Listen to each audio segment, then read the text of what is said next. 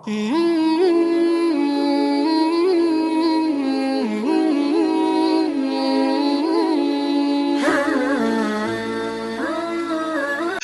کہ وما ارسلناک الا رحمۃ للعالمین۔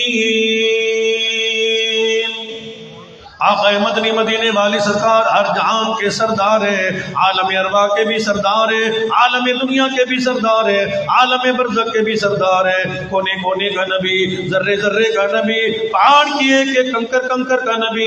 میرے آقا مدنی کی خدمت میں ابو جہل لعین آیا کھڑا ہے، مٹھی میں کنکر لے کے آیا، آ کے عرض کرنے لگا محمد بن عبداللہ میرے ہاتھ میں کیا ہے؟ بڑی بڑی باتیں بیان کرتے ہو، نبیوں کے واقعات سنا دیے، اصحاب کہف کا واقعہ بیان کر دیا، یہ میری مٹھی ہے، بتلاؤ اس میں کیا ہے؟ حضور نے فرما دیا ظالم، محمد الرسول اللہ کی ختم نبوت کے امتحان لینے کے لیے آیا، سوال تو نے کیا، جواب میرا اللہ دے گا، جو شاید تو اپنے ہاتھ میں لے کے آیا یہ اللہ کی مخلوق ہے۔ پروردگار عالم نے محمد الرسول اللہ کو پتھروں کا بھی نبی بنا کے بھیجا ہے۔ علماء نے لکھا ہے امام الانبیاء کی ذات اقدس نے ابو جہل کی مٹھی کی طرف اشارہ فرما دیا، اور پتھروں اور کنکروں تم اللہ کی مخلوق ہو، میں تمہارا نبی ہوں، خود بول کے میری ختم نبوت کی گواہی دو۔ ابو جہل کا ہاتھ ہے، پتھروں میں سے آواز آ رہی ہے اشہد ان لا الہ الا اللہ واشہد ان محمدا عبدہ ورسولہ۔ آپ بھی پڑھ لیں اشہد ان لا الہ الا اللہ واشہد ان محمدا عبدہ ورسولہ۔ یہ جنازہ اٹھانے والا کلمہ نہیں، اسے اتنا پڑھو تاکہ مرتے وقت ہماری زبان پہ کلمہ جاری ہو جائے، اشہد ان لا الہ الا اللہ واشہد ان محمدا عبدہ ورسولہ۔ ابو جہل کا بیٹا اکرمہ میرے آقا کے در پہ آیا بیٹھا ہے، کہنے لگا کوئی معجزہ دکھاؤ، معجزات رسول میں سے کوئی مجھے بھی معجزہ دکھاؤ۔ حضور دریا کے کنارے تشریف فرما تھے، میرے آقا نے فرما دیا تیرا باپ بھی آیا تھا، پتھروں نے کلمہ بھی پڑھا تھا، لیکن اس نے کلمہ طیبہ کا اعلان نہیں کیا، اللہ کی توحید کا اعلان نہیں کیا۔ وہ اکرمہ محمد الرسول اللہ یہ چاہتا ہے میرا ہر امتی جہنم سے بچ کے جنت میں جانے والا بن جائے۔ اکرمہ اگر معجزات رسول دیکھنا چاہتا ہے، اللہ نے مجھے دریا کا بھی نبی بنایا، خطرے خطرے کا نبی بنایا، پتھروں کا بھی نبی بنایا۔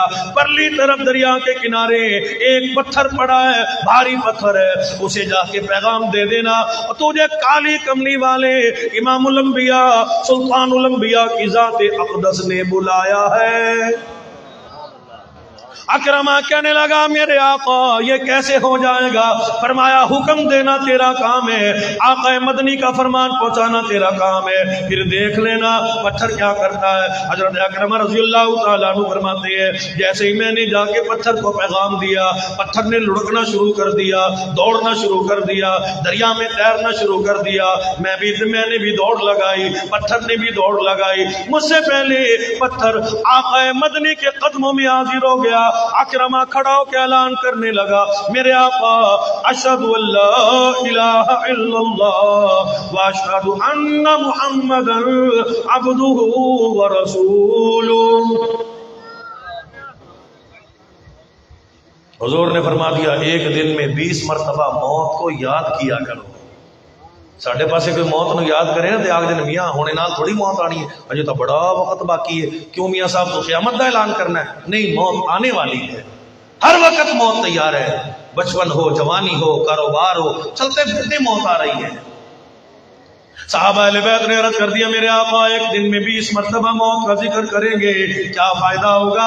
حضور علیہ السلام کی ذات اقدس نے جان فرما دیا فجر میں موت یاد آ جائے، مسلمان فجر کی نماز قضا نہیں کرے گا، ظہر کی نماز قضا نہیں کرے گا، عصر مغرب عشاء کی نماز قضا نہیں کرے گا، جمعہ دین کی نماز قضا نہیں کرے گا، شراب پیتے ہوئے موت یاد آ جائے شراب کو چھوڑ دے گا، گناہ کو چھوڑ دے گا، بدکاری کو چھوڑ دے گا۔ صحابہ اہل بیت نے عرض کر دیا میرے آقا ہر وقت موت کا ذکر کریں گے، ہر وقت موت کو یاد کریں گے، بار بار موت کا ذکر کریں گے، فائدہ کیا ہوگا؟ حضور نے فرما دیا جس نے ایک دن میں کئی مرتبہ موت کا ذکر کیا، جب موت آتی ہے پروردگار عالم ایسی موت کا شمار شہداء والی موت میں کر دیا جاتا ہے۔